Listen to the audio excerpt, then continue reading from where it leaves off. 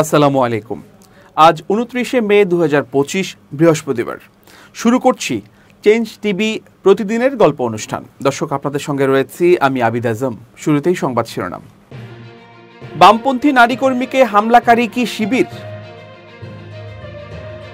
কলকাতায় গণধোলাই খেলেন বাংলাদেশ বিরোধী শুভেন্দু। জাপান থেকে এলো বিরাট সুখবর। এবার বিস্তারিত। চট্টগ্রাম প্রেস ক্লাবের সামনে গণতান্ত্রিক ছাত্র জোটের কর্মসূচিতে হামলার ঘটনায় অন্তত 15 জন আহত হয়েছেন।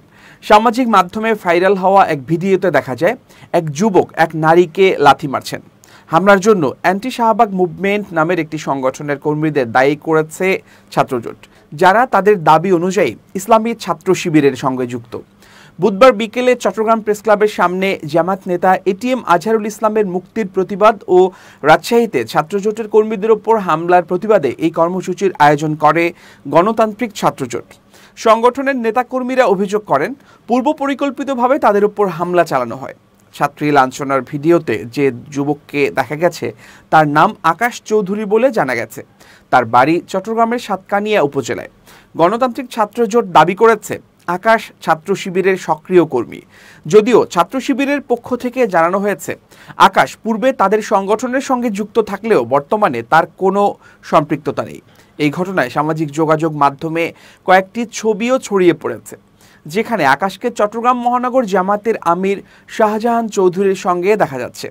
সমাজতান্ত্রিক ছাত্র ফ্রন্ট চট্টগ্রাম মহানগরের সহসভাপতি পুষ্পিতা নাথ বলেন, এই হামলায় আমাদের অন্তত 15 জন কর্মী আহত হন। এর মধ্যে 3 জন গুরুতর আহত হন এবং তাদের চিকিৎসা শেষে বাসায় নেওয়া হয়েছে। তিনি আরও বলেন, যে নারীকে লাথি মারা হয়েছে তিনি গণতান্ত্রিক ছাত্র কাউন্সিলের কেন্দ্রীয় সহসভাপতি এনি চৌধুরী। এদিকে ছাত্র শিবির চট্টগ্রাম মহানগর উত্তর শাখা এক বিবৃতিতে নারী হেনস্থার নিন্দা জানালেও শিবিরকে জড়িয়ে উদ্দেশ্য প্রণোদিত অপপ্রচারের অভিযোগ তুলেছে।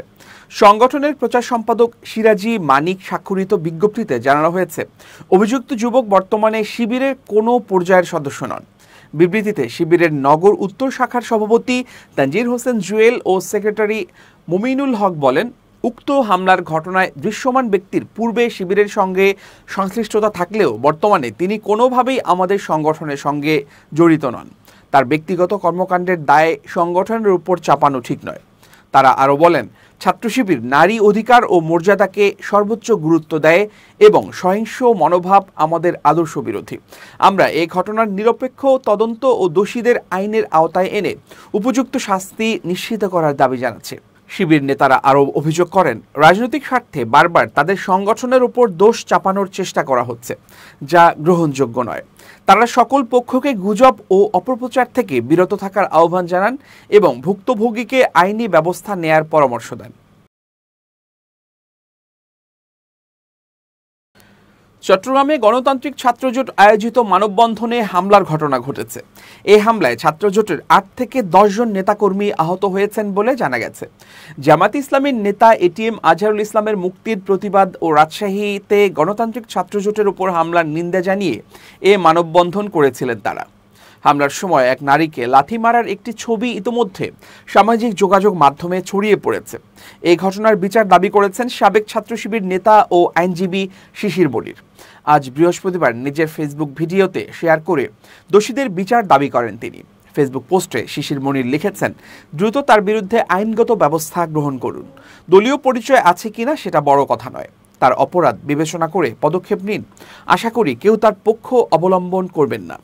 এদিকে নারীকে লাথি দেওয়ার ছবি সামাজিক যোগাযোগ মাধ্যমে ছড়িয়ে পড়া অভিযুক্ত যুবকের নাম আকাশ চৌধুরী। স্থানীয় জামাত নেতাদের সঙ্গে তার একাধিক ছবি সামাজিক যোগাযোগ মাধ্যমে ভাইরাল হয়েছে। শরীরের শক্তি কমে যাচ্ছে, অল্প কাজেই হাঁপিয়ে উঠছেন। ডায়াবেটিস মানে কি জীবনের গতি থেমে যাওয়া? একদমই না।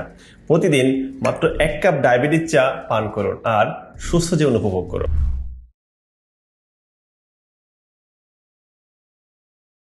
ভারতের পশ্চিমবঙ্গ রাজ্য বিজেপি নেতা শুভেন্দু অধিকারীর বিরুদ্ধে সৃষ্টি হয়েছে উত্তাল জনরোষ।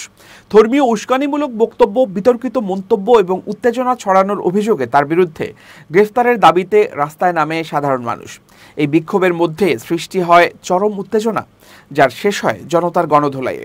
সম্প্রতি ভাইরাল হওয়া এক ভিডিওতে দেখা যায় শুভেন্দু অধিকারীর গাড়ি আচমকাই ঝুঁকে পড়ে চলমান একটি বিক্ষোভে। সাথে সাথেই উত্তেজিত হয়ে ওঠেন আন্দোলনকারীরা। তার গাড়ি ঘিরে ধরে শুরু হয় বিক্ষোভ। এক পর্যায়ে চালানো হয় হামলা। গাড়ি থেকে নেমে পরিস্থিতি শান্ত করতে চাইলেও কাজ হয়নি, বরং শুভেন্দু নিজেই হন গণধোলাইয়ের শিকার। শেষমেশ গাড়ি ফেলে চোরের মতো পালিয়ে যেতে বাধ্য হন তিনি, এমনটাই দাবি করছেন আন্দোলনকারীরা। পেছনের প্রেক্ষাপট কি? শুভেন্দু অধিকার এর আগেও বিতর্কিত মন্তব্যের জন্য আলোচিত। কাশ্মীরের পেহেলগাম ইস্যুতে এক বক্তব্যে তিনি বলেন, ২৬ জন হিন্দু মারা গেছে, আমরা চাই ২০৭ মুসলমানের লাশ। তার মতে গাজা শেষ, ইসরায়েল শেষ করেছে, আমরাও করব। এই বক্তব্যগুলো সামাজিক মাধ্যমে ছড়িয়ে পড়ে ভাইরাল হয়, যা নতুন করে ধর্মীয় বিদ্বেষ ছড়ানোর আশঙ্কা তৈরি করেছে বলে মনে করছেন বিশ্লেষকরা। কিন্তু জনতার ক্ষোভের কারণ কি? আন্দোলনকারীদের ভাষ্যমতে শুভেন্দু অধিকারী হিন্দু মুসলিম বিভেদ সৃষ্টি করেছেন। ধর্মীয় উস্কানি দিয়ে তিনি রাজনৈতিক সুবিধা নিচ্ছেন। তার বক্তব্য ভারতের হিন্দু মুসলমান সহাবস্থানে প্রভাব ফেলেছে। এমনকি পাকিস্তান ভারত উত্তেজনার পেছনেও তার ভূমিকা রয়েছে বলে অনেকের অভিযোগ রয়েছে।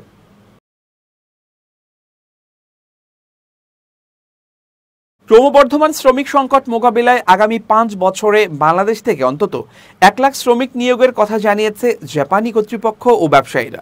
বৃহস্পতিবার টোকিওতে Bangladesh seminar on human resources শীর্ষক এক সেমিনারে প্রধান উপদেষ্টা অধ্যাপক মোহাম্মদ ইউনুস বলেন, জাপানে বাংলাদেশিদের জন্য কর্মসংস্থানের সুযোগ সৃষ্টি করতে অন্তর্বর্তীকালীন সরকার প্রয়োজনীয় সবকিছু করবে। তিনি বলেন, এটা আমার জন্য সবচেয়ে রোমাঞ্চকর ও প্রেরণার দিন।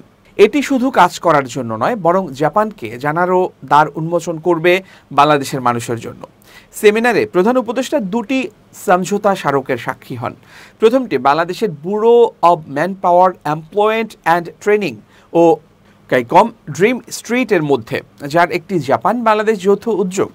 দ্বিতীয়টি বিএমইটি ও জাপানের national business support combined cooperatives এবং জেবিবিআর এর মধ্যে।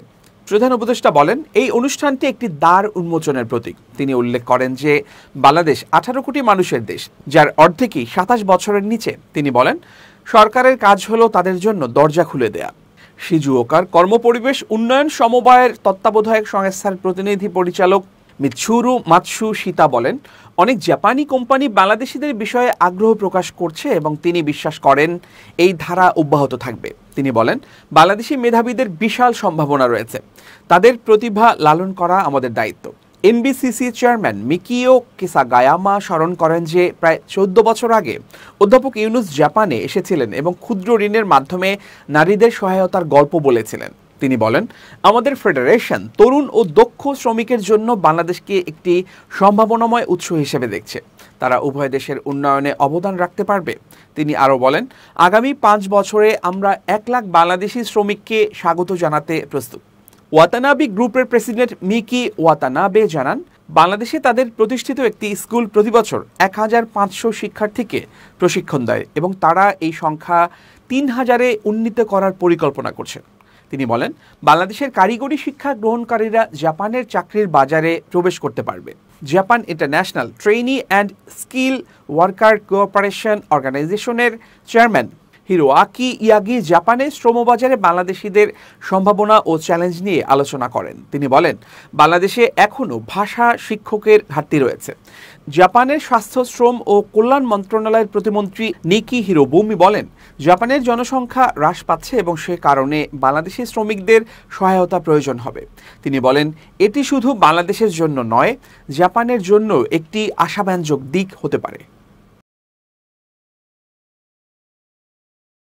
সাক্ষাৎকারে নিক্কি এশিয়ার একটি প্রশ্নের সরাসরি উত্তর দিলেন না বাংলাদেশে অন্তর্বর্তী সরকারের প্রধান উপদেষ্টা ডক্টর মোহাম্মদ ইউনুস। তিনি যে উত্তর দিলেন তা এই প্রশ্নের উত্তর ছিল না। প্রশ্নটি ছিল সম্প্রতি তার পদত্যাগ গুঞ্জন নিয়ে। তিনি পদত্যাগ করতে পারেন এমন আলোচনায় বাংলাদেশ ও এর বাইরে ব্যাপক কৌতূহল সৃষ্টি হয়। সম্প্রতি পরিস্থিতি আপাতত শান্ত হয়েছে। এনসিপির আহ্বায়ক ও সাবেক উপদেষ্টা নাহিদ ইসলাম গত সপ্তাহে প্রধান উপদেষ্টার সঙ্গে সাক্ষাৎ শেষে জানান, প্রধান উপদেষ্টা পদত্যাগ করতে পারেন। তার কাছে ডক্টর ইউনুস কি এমন বার্তা দিয়েছিলেন? নিক্কি এশিয়ার এমন প্রশ্নের জবাবে প্রধান উপদেষ্টা বলেন, বাংলাদেশে এই প্রশ্নের উত্তর আমি দেইনি। যেহেতু বাংলাদেশে উত্তর দেইনি, তাই আমি জাপানে এসে উত্তর দেই, তাতে আমার জন্য অনেক বেশি ঝামেলা তৈরি হবে। নিজের দেশের ইস্যুতে ডক্টর ইউনূস নিক্কিকে বলেছেন, সাবেক প্রধানমন্ত্রী শেখ হাসিনার নেতৃত্বাধীন সাবেক শাসক গোষ্ঠী বাংলাদেশ থেকে প্রায় $234 বিলিয়ন বিদেশে পাচার করেছে। 11 থেকে 12 বিলিয়ন ডলারের সম্পদ এরই মধ্যে বাংলাদেশে শনাক্ত করে তা জব্দ করা হয়েছে। একবার যখন বাংলাদেশের অন্তর্বর্তী সরকার এসব অর্থ ব্যবহারের সুযোগ পাবে, তখন পরিকল্পনা আছে একটি সার্বভৌম সম্পদের তহবিল গঠনের। এই তহবিল শিক্ষা ও স্বাস্থ্য খাতে ব্যবহার করা হবে, দরিদ্রদের জীবন পরিবর্তনে ব্যবহার করা হবে এবং তরুণদের উদ্যোক্তা বানাতে সহায়তা করা হবে। এবার খুব জরুরি 1 মিনিট, জানাচ্ছেন ইউনেস্কো ক্লাব পুরস্কার বিজয়ী সাংবাদিক আমিরুল মোমিনিন মানিক। খুব জরুরি 1 মিনিটে প্রত্যেককে আমন্ত্রণ। প্রিয় বন্ধুরা, আপনি কি আপনার নিরাপত্তা নিয়ে শঙ্কিত? আপনার হাতে কি একটা অ্যান্ড্রয়েড ফোন আছে? যদি অ্যান্ড্রয়েড ফোন থেকে থাকে, তাহলে এক্ষুনি আপনি ব্যক্তিগত নিরাপত্তা অ্যাপ ইনস্টল করুন। এই অ্যাপ যদি চালু রাখেন, তাহলে নিরাপত্তার ক্ষেত্রে অনেক তথ্য পাবেন। আপনি কোথায় যাচ্ছেন, আপনি কেন যাচ্ছেন, আপনাকে কেউ আক্রমণ করলো কিনা, আপনি শত্রুর মাধ্যমে চিহ্নিত হচ্ছেন কিনা, কেউ আপনাকে ফলো করছে কিনা, এই সব ক্ষেত্রে এই অ্যাপটি ব্যবহার করে আপনি কার্যকর সুবিধাদি পাবেন। সুতরাং আজ থেকে ব্যক্তিগত নিরাপত্তা অ্যাপ ব্যবহার করুন এবং ব্যক্তিগত নিরাপত্তার ক্ষেত্রে এগিয়ে থাকুন। সবাই ভালো থাকবেন, শুভেচ্ছা নিরন্তর। এবার দেশের বাইরের খবর। যুক্তরাষ্ট্রের প্রেসিডেন্ট ডোনাল্ড ট্রাম্প জানিয়েছেন, তিনি ইসরায়েলের প্রধানমন্ত্রী বেনিয়ামিন নেতানিয়াহুকে ইরানের সামরিক হামলা না চালানোর পরামর্শ দিয়েছেন। চলমান পরমাণু আলোচনা চলাকালে এমন পদক্ষেপ অযৌক্তিক হবে বলে মন্তব্য করেছেন তিনি। এএফপির প্রতিবেদনে জানানো হয়, গত সপ্তাহে নেতানিয়াহুর সঙ্গে ফোন আলাপে ট্রাম্প হামলা থেকে বিরত থাকতে বলেছেন কিনা এমন প্রশ্নে তিনি বলেন, সত্যি কথা বলতে চাই, হ্যাঁ বলেছি। নেতানিয়াহুর সঙ্গে আলোচনার বিষয়বস্তু সম্পর্কে ট্রাম্প আরও বলেন, আমি শুধু বলেছি আমার মনে হয় না এখন সময়টা উপযুক্ত। আমরা ইরানের সঙ্গে খুব ভালোভাবে আলোচনা করছি। তিনি বলেন, আমি নেতানিয়াহুকে জানিয়েছি এখন এটা করা একেবারেই ঠিক হবে না, কারণ আমরা একটি সমাধানের খুব কাছাকাছি পৌঁছে গেছি। আমার ধারণা ইরান একটি চুক্তি করতে চায়, আর সেটা সম্ভব হলে অনেক প্রাণ বাঁচানো সম্ভব হবে। 2018 সালে ট্রাম্পের প্রথম মেয়াদে যুক্তরাষ্ট্র 2015 সালের পরমাণু চুক্তি থেকে সরে যায়। এরপর এই প্রথম ইরান ও যুক্তরাষ্ট্রের মধ্যে সর্বোচ্চ পর্যায়ের আলোচনা হচ্ছে, যা ইতোমধ্যে 5 দফা অনুষ্ঠিত হয়েছে। এদিকে বুধবার ইরান জানিয়েছে, যদি যুক্তরাষ্ট্রের সঙ্গে একটি চুক্তি হয়, তবে তারা আন্তর্জাতিক পরমাণু পর্যবেক্ষক সংস্থা IAEA এর মার্কিন পরিদর্শকদের নিজস্ব পরমাণু স্থাপনাগুলোতে প্রবেশের বিষয়টি বিবেচনায় নিতে পারে। তবে ইসরায়েল, যারা ইরানকে দীর্ঘদিনের হুমকি মনে করে আসছে, একাধিকবার সামরিক হামলার হুমকি দিয়েছে। মার্কিন সংবাদ মাধ্যমগুলো জানায়, চলমান আলোচনার মধ্যেও ইসরায়েল ইরানের পারমাণবিক স্থাপনাগুলোর বিরুদ্ধে সম্ভাব্য হামলার প্রস্তুতি নিচ্ছে।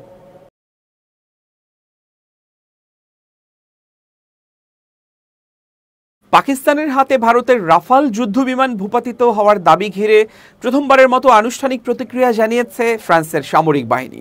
তারা জানায়, এ বিষয়ে ভারতের কাছ থেকে আনুষ্ঠানিক তথ্য চাওয়া হয়েছে। ঘটনা নিশ্চিত হলে এটি হবে রাফাল যুদ্ধবিমানের ইতিহাসে প্রথম ভূপাতিত হওয়ার ঘটনা। 2016 সালে স্বাক্ষরিত একটি উচ্চ মূল্যের প্রতিরক্ষা চুক্তির আওতায় ফ্রান্স থেকে রাফাল সংগ্রহ করে ভারত।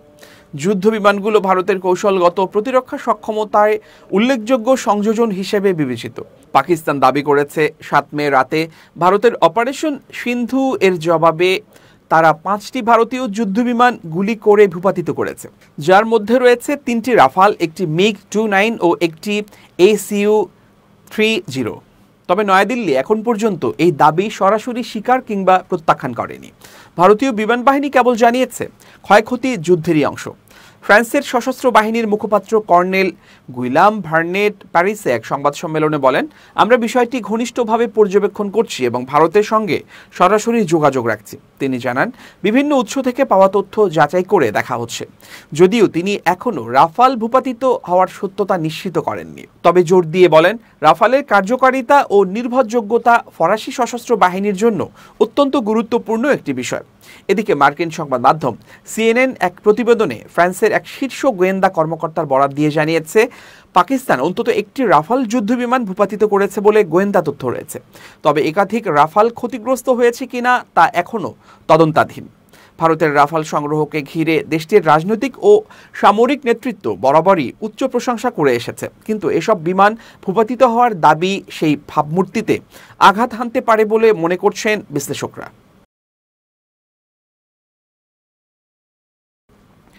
দর্শক, শেষ করছি প্রতিদিনের গল্পের আজকের গল্প। changetv.press বাংলাদেশের ইউটিউব জার্নালিজমের অগ্রদূত। ভিজিট করুন এর ওয়েবসাইট www.changetv.press, youtube.com/changetvpress এবং সাবস্ক্রাইব করুন চ্যানেলটি। নিয়মিত লাইক, কমেন্ট ও শেয়ার করে আপডেট রাখুন নিজেকে। ভালো থাকুন, নিরাপদে থাকুন, শুভেচ্ছা নিরন্তর। changetv.press, এক ফোঁটা হলুদ নেই।